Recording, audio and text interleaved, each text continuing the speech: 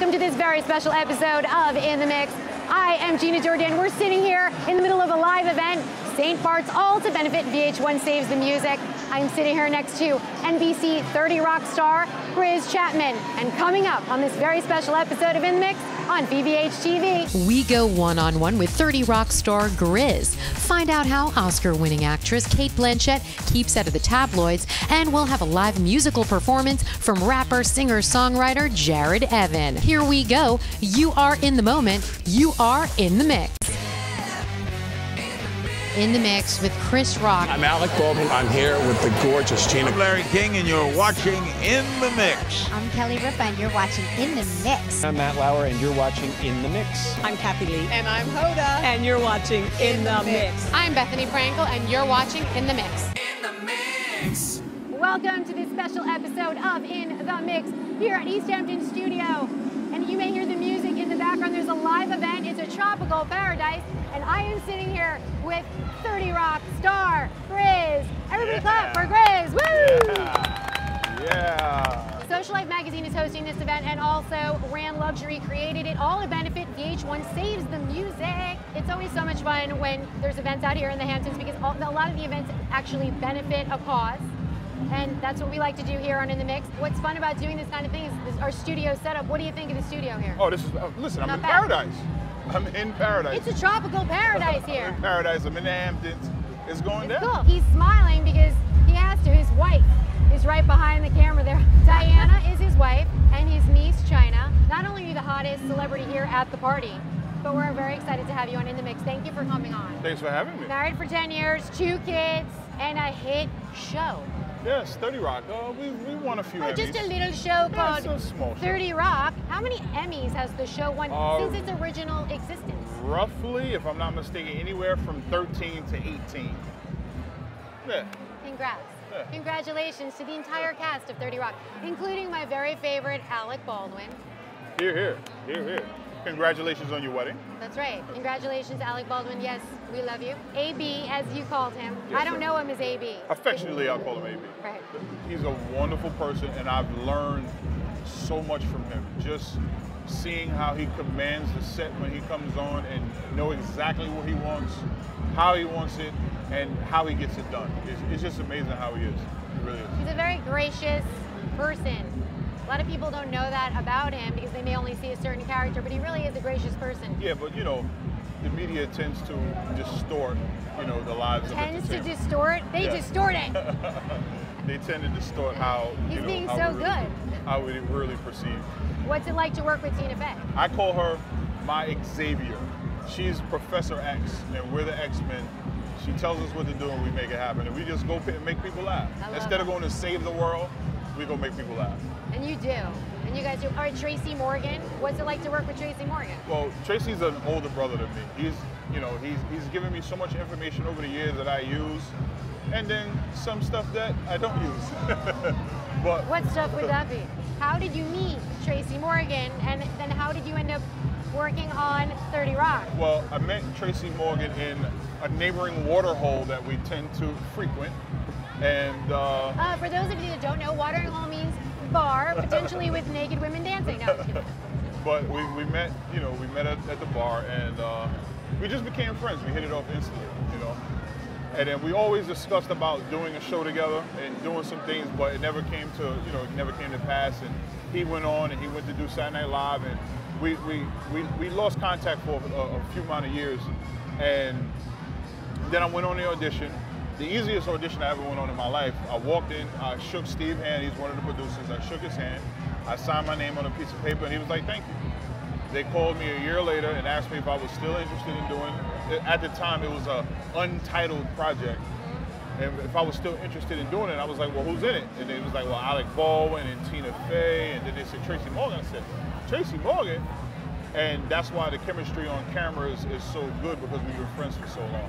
You come from an interesting background. You're not a guy that was classically trained as an actor.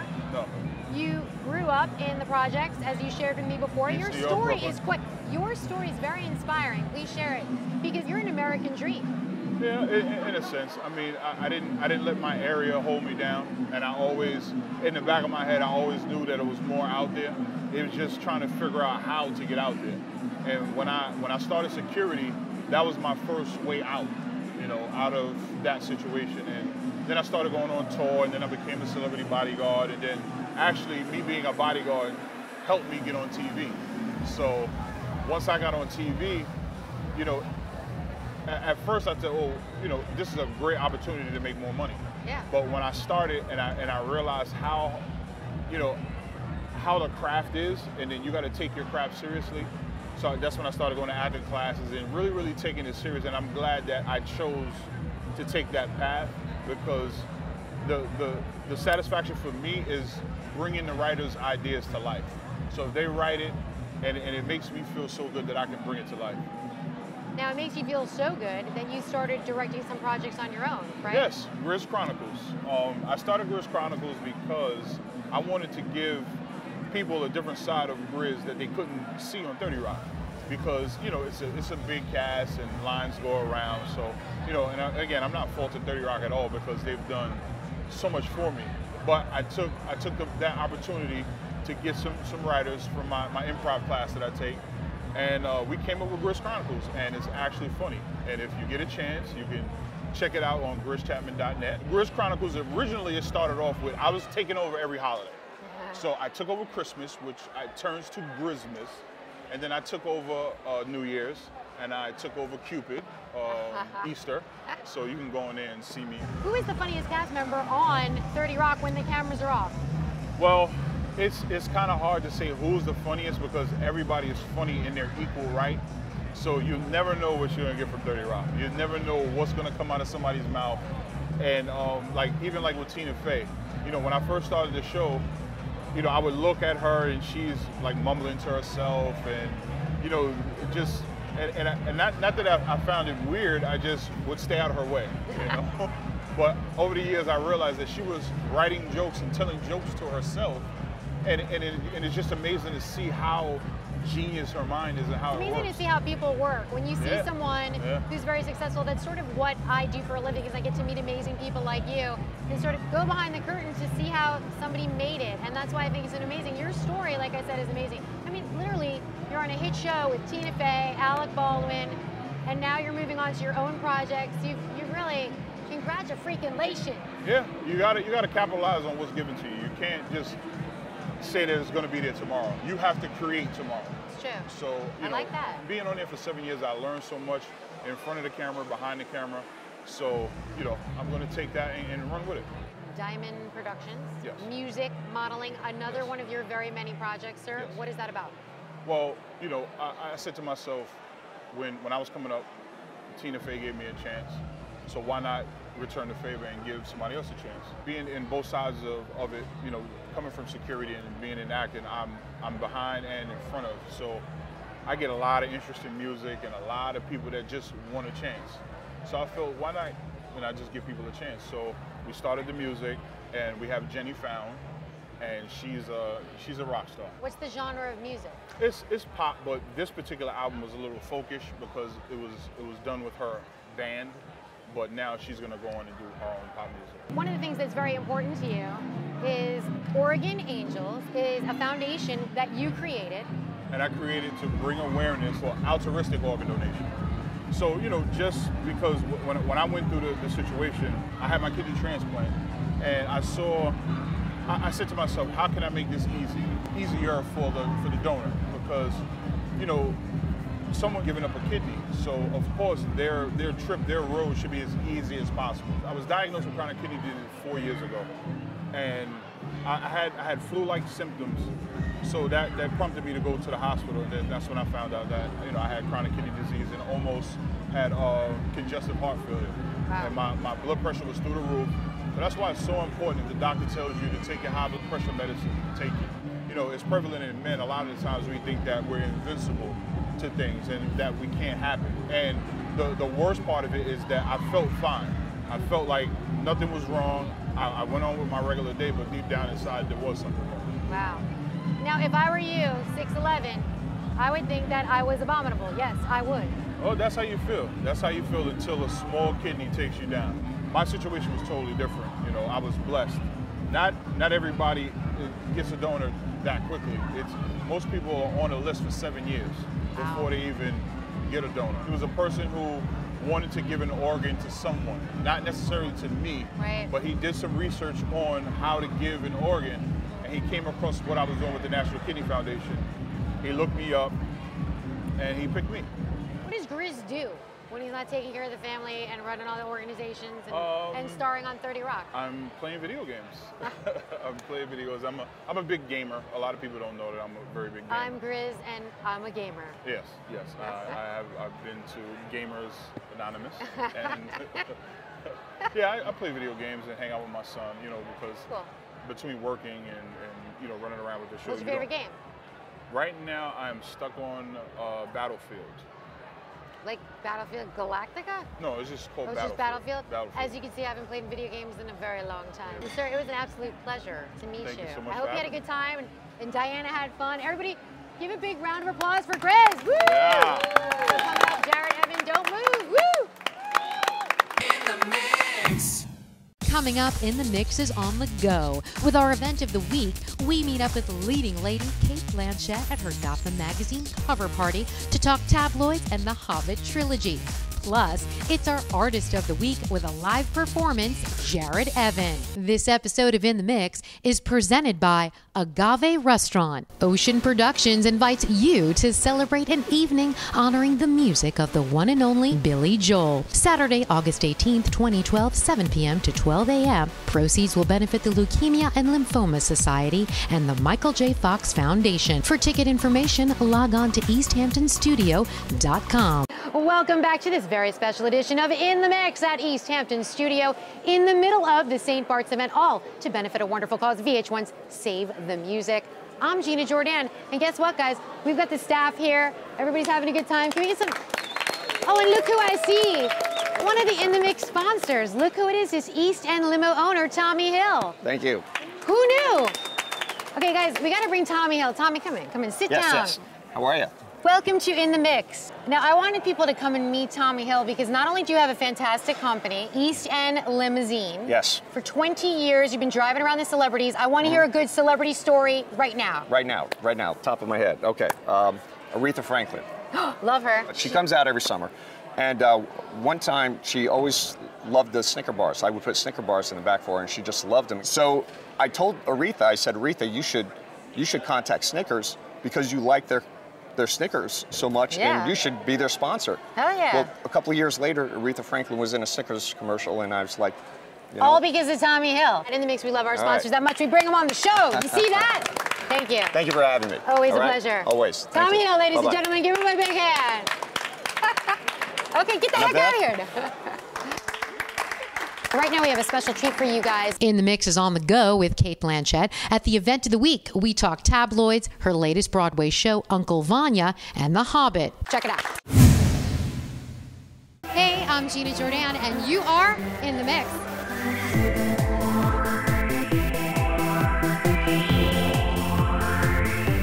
Here we are at the London Hotel in New York City, and we're celebrating with Gotham cover star Cate Blanchett. What does it mean to you to have this production here in New York? Well, Andrew and Upton and I run the Sydney Theatre Company where the production originated, and part of our desire when we came to the company was we know the talent base in Australia is to get the work out overseas, because the ensemble cast is extraordinary. I mean, from the largest role down to the smallest role, and having worked with Thomas Asher, the Hungarian director who led us all, it's quite a special production. And seeing the response in Washington, we were really delighted when the Lincoln Center Festival invited us to come.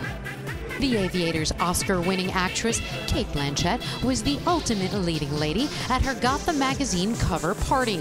What made this event so special for us is she goes out so infrequently, and to have her come out and support Gotham magazine in her cover, it says volumes for how much she feels about her performance at Lincoln Center for Uncle Vanya, and she clearly stands behind what she does. And this is something she feels very, very passionately about. Blanchett, who is picture perfect, wearing Givenchy, had the ease of Queen Elizabeth as she celebrated with her Uncle Vanya castmates post-show. She's as splendid professionally as she seems to be. She's really quite a piece of work. What she's trying to do at the moment in juggling, running the Sydney Theatre Company, acting, being a mother of 3 kids, and sort of, bridging a film career as well, is like, a Herculean feat that is quite something to watch. But she's always, she's just beautiful to work with. She's a goddess. She's the best. She's fabulous. A wonderful colleague. A great person to work with. Blanchett and husband Andrew Upton keep the family together, raising their 3 boys on the road. Theatre is it's a crazy circus life, but it's You admitted that. I just fell in love with you because it has to be so challenging. You have 3 children, 3 boys, right? Yes, and Richard's son is here too, and the greatest place for children is backstage. That's what we do at night. Under lights we play. And so it's a great environment for children. Obviously you want them to be stable and happy, but it's such a playful world. Their names are fantastic. They're very original. Was there a reason why you chose any of those specific names? Obviously you love them, but was there any personal reason? Did you have other family members with the same names as any of yours? No, they have middle names from our family, but no, it was a bit like flicking through the phone book. Uncle Vanya has a limited run on Broadway, so Cate and family are already gearing up for her next big project, The Hobbit, An Unexpected Journey, a prequel to Lord of the Rings, which hits theaters December 14th. The Hobbit. Everybody is so excited for this film to come out, the prequel, obviously. What has it been for you creating the film? Oh, look, I was there in Wellington for 8 days, 8 glorious days, and I was just delighted because when my memory of The Hobbit is that Galadriel is only mentioned glancingly. So the fact that Peter wrote her in, I was absolutely thrilled. And most of my stuff was with Hugo Weaving, who is in the production of Uncle Vanya, who's a god amongst men, and with Ian McKellen, who is, oh look, if only he was straight. How many times have I said that in New York? If only he were straight. Cate is able to juggle her family and Hollywood career by keeping things simple. You're able to stay out of the limelight, yet somebody like, for instance, Kristen Stewart, she was recently reported today that she was kissing her director. What is your take on people invading the private life? Is that something that you say, no, that's where it stops for me, I keep my private life private? I don't know. There's a happy understanding that I'm quite dull, and so I'm prepared to keep that misconception alive. I have a feeling she's not very dull. I can tell. Very, very dull. In the mix. So right now we have a very special treat for you guys in the house and at home. Put your hands together for rapper, singer-songwriter Jared Evan with The Fourth Chapter. We're gonna do chapter 1. Chapter 1. Chapter 1, I was a rock fan. I knew the police before they had Roxanne. And then I heard Ringo in the Octopus's garden. So pardon, this hip-hop thing had just started. Yes, now it's me up on the stage. I took out my lead and wrote on the first page like Jimmy. But John Bonham was my fave. And there's no other percussionist that I'd rather be. He hit loud, louder than a factory, and gave me a stairway to heaven simply through the beat. I clapped on for Eric because he had the cream. I'm a foreigner, but I'm familiar with my journey. This is the genesis of all my dreams. I'm a boss, I Springsteen at 16. There's nothing else that y'all can tell me. This is my Bohemian Rhapsody. And we just wanna rock now, hands up. Throw your hands up, throw your hands up high. And we just wanna rock now. Throw your hands up, throw your hands up high. And we just wanna rock now. Throw your hands up, throw your hands up. And we just wanna rock now. Throw your hands. Chapter 2, y'all, chapter 2, check it out. Chapter 2 was a different avenue. I was a fighter cause I listened to the fool. Tried to reach Nirvana but my sound garden grew. Radio was in my head wearing Pablo Honey Blue. Red Hot Chili Peppers had sex, sugar magic. Under the bridge is where I found Lenny Kravitz. It was sublime the way Bradley went at it. Died at such a young age, too bad that he was an addict. No doubt, now I'm trying to figure out 311 when I was 7, but where they at now? So I turned it upside down, didn't play with Guns N' Roses cause I was a sweet child. Eddie Vedder taught me how to sing a style, but Michael Jackson was the one that made me feel bad. I send my condolences to his fans. The thriller's not gone cause I can feel it deep within. Chapter 3, it's back to the beats. This is when I learned how to rap in my sleep. LL was cool cause he ran with DMC. Nas was illmatic but first he was nasty. Wu-Tang's my favorite. 36 Chambers was the greatest. Method brought pain to the brain. If I only had a wish, it would be to share my roots with the world, and that is most deaf of common sense. I love Biggie the best. He made me want to rhyme like a vet till I have no breath. The Chronic was a classic. NWA put the West Coast in fashion. Yeah, I'm a prodigy like Havoc, a beastie boy in a mic, nobody wanna have it. Outcasted, Slim Shady makes me practice. This is all fact, it's the picture that I paint on the canvas. Sean Carter is the madness. I had no reasonable doubt that Jay was the master. Yeah, and this is something that I'm after, to be the first artist to write the 4th chapter. Make some noise, yo. Throw your hands up high, and we just wanna rock now. Throw your hands up, throw your hands up, and we just wanna rock now. Throw your hands up, throw your hands up, and we just wanna rock now. Throw your hands up, throw your hands up, one more time. And we just wanna rock now. Throw your hands up, throw your hands up, and we just wanna rock now. Throw your hands up, throw your hands up, and we just wanna rock now. Throw your hands up, throw your hands up, and we just wanna rock now. Throw your hands up, throw your hands up. Yeah, yeah, yeah. Hamptons, y'all. My name is Jared Evan. Coming up on In the Mix, it's our Artist of the Week, Jared Evan. We talk about growing up on Long Island and his upcoming album, the hottest theme song on TV.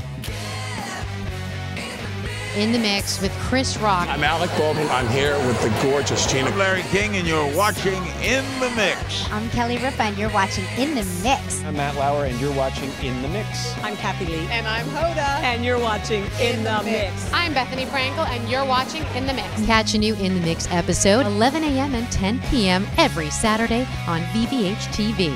Channel 14 on Fios, Channel 78 on Cablevision, and 1111 on Time Warner. Every Sunday, log on to InTheMixShow.com to watch In the Mix online. You are in the moment. Let me ask you this. What do you think of In the Mix?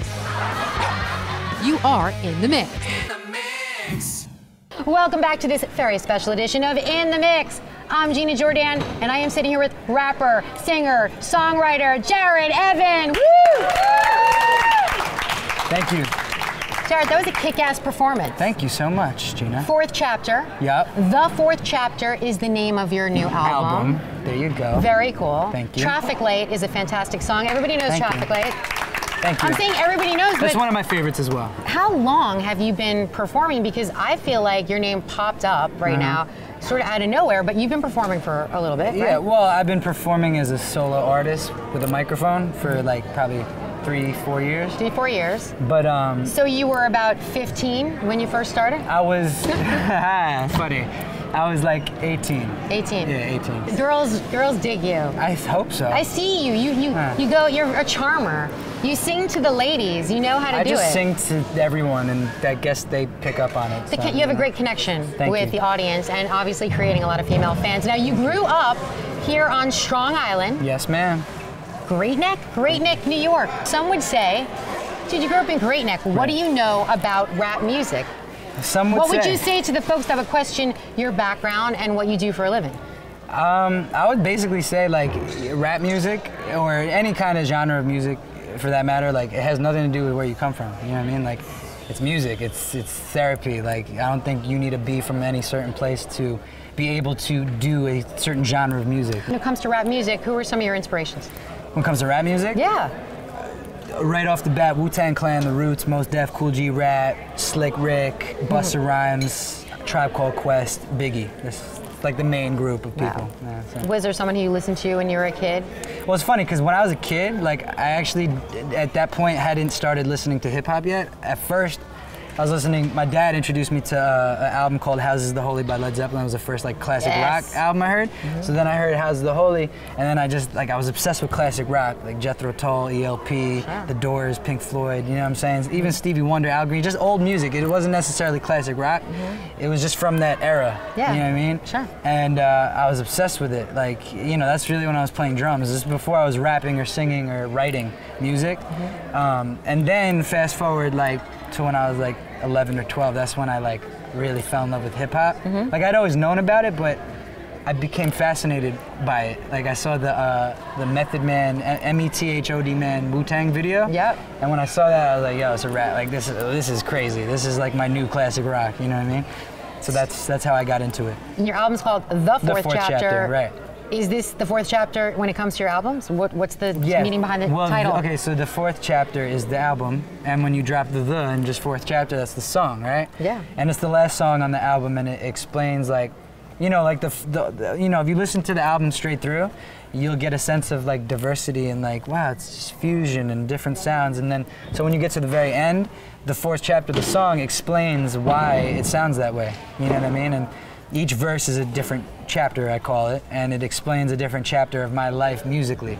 You know what I mean? Not like my like age in life, but like musically, like chronologically, the that I found in order. You know what I mean? So it started with the classic rock and the soul, and then I got to the 90s, and it was like the grunge and the, Nirvana and 311 and Sublime, and then the third chapter is hip hop. So it explains like what I'm about. You know what I mean? What are you listening to right now on your iPod? Currently? I'm listening to a lot of this dude named Action Bronson, actually. He's a rapper. He's really dope. Childish Gambino. I'm listening to a lot of Adele, actually. You know what I mean? I like to be very diverse with it. And of course, Jared Evan. I'm listening to my album a lot. Now, I used to say that Brian Greenberg was Jewish Girl Crack. But ladies and gentlemen, here's the new Jewish Girl Crack. Jared Evan. That's right. It's Jewish Girl Crack JGC. JGC. That's what we do. JGC is just when you got a Jewish guy who's got it going on, he's strong and edgy. I'm sorry, they don't make many of those. Sorry. No. Sorry. Your song Frozen appeared in a documentary. How'd that happen? Well, Frozen actually is the song that, before I was signed to Interscope, that was a song I wrote and produced like in my basement on my laptop, like in GarageBand, you know what I mean? And I shot a video for it, and then that video started to get circulated like throughout just people in the industry, and eventually a couple people like, Puff Daddy saw it, and he actually was the first one to show interest in me as an artist, and that kind of got the ball rolling with like interest from other labels. Wow. And then Interscope saw the video, and it was Frozen, you know what I mean? But the video was really powerful, and that they were basing everything off of that video, and they really loved it. And so I was able to sign with Interscope, and then they showed a lot of love, because as soon as I signed with them, they actually took the record, Frozen. They were doing a documentary for LeBron James, More Than a Game, right? Cool. And they had like 12 records on there, or 11, and they needed a 12th record. And it was between Jay-Z or me or someone else, and like I had just signed, it was like timing. Like I just signed with them, and right as they were putting that project out, and they were like, we think this will make sense, and they just placed it on there. And wow. Yeah, That's a major look. Yeah, I'm on there with Drake and Mary J. Blige and crazy. Kanye and Jay. It's like, it's ill. So you walk around just grateful. I'm very grateful. Very grateful. Blessed, What's the next step for you? Where are you going? What are you doing? Well, I just put my album out, you know what I mean, and it's doing pretty good. It's charted on iTunes, and so it's really helping me with like get new fans and everything. And it explains me. It's biographical, you know what I mean? Yep. So I put that out, and now I'm really just focusing on continuing to promote it. Shoot videos for it, and just grow, build that, you know what I mean? Cool. And then I plan to go on tour for the fall. Okay, cool. And it's like it's got to be right. I just don't want to just go out and go on tour anyway. It's got to make sense, you know what I mean? So absolutely. I'm just trying to put those pieces together. Sure. And I'm already working on my second album too. Well, so I have a feeling you'll be like bigger than Bieber. I hope, man. He's pretty big. Bigger than Eminem? That would be dope. Would be good. Not bad. Eminem, any inspiration to you? 100%. I think, I mean, straight up, if you're a Caucasian and you rap, like he automatically, whether you say he does or he doesn't, subconsciously, he does inspire you. You know what I mean? Because he opened that door for every white kid that raps. To do the crossover, so to speak. Right, but yeah, exactly. You know, I'm a little different. You know, it's not just rapping though, so that's why, like. So when you become really big and a huge star and you're traveling all over the world, will you just remember that you did this In the Mix interview and come back? I will bring it to you. Thank you so much for being here. Thank you, Eugene. Everybody, let's do a big thanks for Jared Evan. Woo! Woo! We're going to say goodbye. It's been a fantastic show. I want to thank Rand Luxury. Thanks to Grizz, right? Thanks to Grizz. Young Diana, Grizz. and Shout out to Sal. We got a shout out Colleen. We got a shout out for everybody. Very special thanks to Jared Evan. We'll see you next time. Thank Woo! you. Thank you. Thanks so much. I appreciate You're it. awesome. In the mix.